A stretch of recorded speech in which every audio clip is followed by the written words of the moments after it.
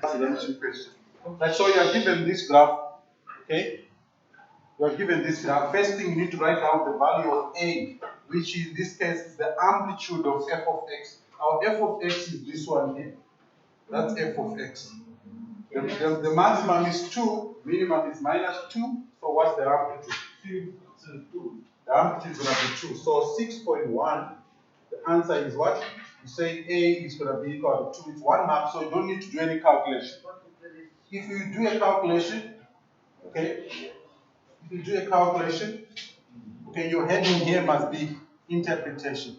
Okay.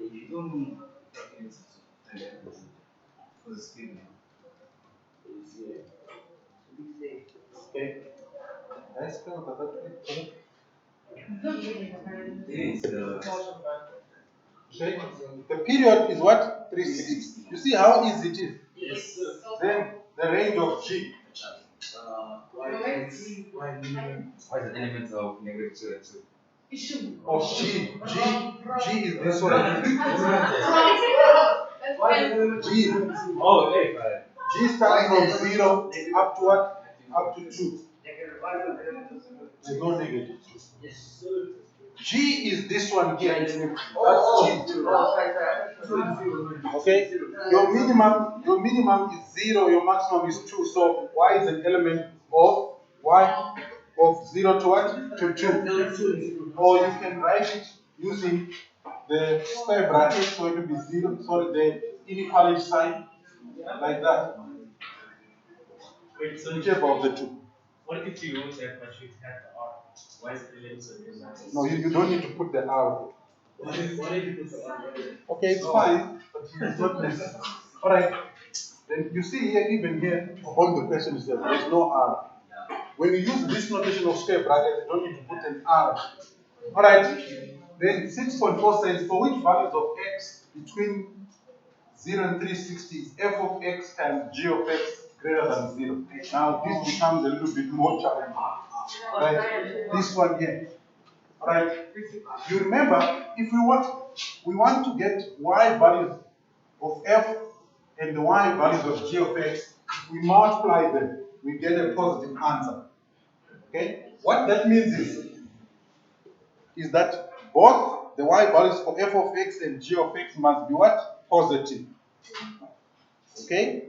So we are not going to worry about this interval from here to there because the y values of f are what? Are negative. If I multiply them with the y values for g of x, I'll get a negative answer. So I don't want this interval from 180 to what? To 360. You understand what I'm saying? Yes. The y values from here to there for f, they are negative. But the y values for g are what? Positive. If you multiply a positive and a negative, you get what? Negative. Negative. We don't want negative values.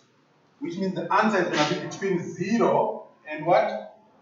180. So your answer for 6.4, it will be x must be, please take note, we don't have to include the 0 here. Because the answer says greater than 0. If it was saying greater than or equal to 0, then you include it. So your answer will be x lies between 0 and what? 180. If you use the other notation, then you just write the 0 to what? Okay, you just write x is an element. X is an element. We put circular brackets from 0 to what? To 180 degrees. So if x lies between 0 and 180, then if you multiply the y values of the two graphs within that interval, you always get a positive answer. That's what the question means. Are you following? So that's 6.4. 6.5 now says the graph of G, this one here, is reflected about the x-axis. Okay? And then shifted 2 units upwards to obtain the graph of H. Write down the equation. So 6.5, the new equation H of x, you get it by by reflecting this graph here. It's g of x equals cos x plus 1. Okay? So the cos x term is going to be negative. So let's start by the first step. So it's going to be minus, open bracket, cos x plus 1 first. Okay? Then we are going to add 2 to that. Okay? So you add 2 to whatever you get here. Remember, this part here, that's the part which I told you that it's equal to minus f of x. But here, where there's f of x in the general rule, you put g of x, and our g of x is cos x plus 1. Are you following what I'm saying? Yes. Okay, just to emphasize it. Remember, I gave you the equation y equal to minus f of x as the rule for reflection about the what? X-axis. Here, our function is not f of x, but it's what? G of x. So the rule for this equation will become minus g of x. But what's g of x? It's cos x plus what? Plus 1. So where there's g of x, then you put what?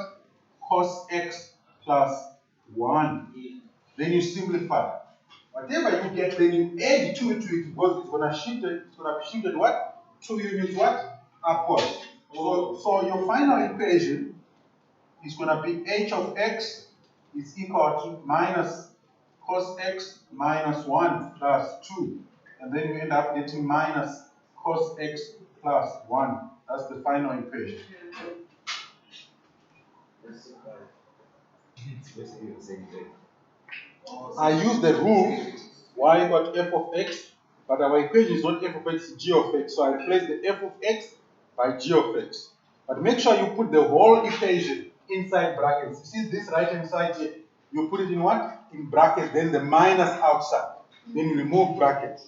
Whatever you get after that, you add what? 2 for the vertical shift.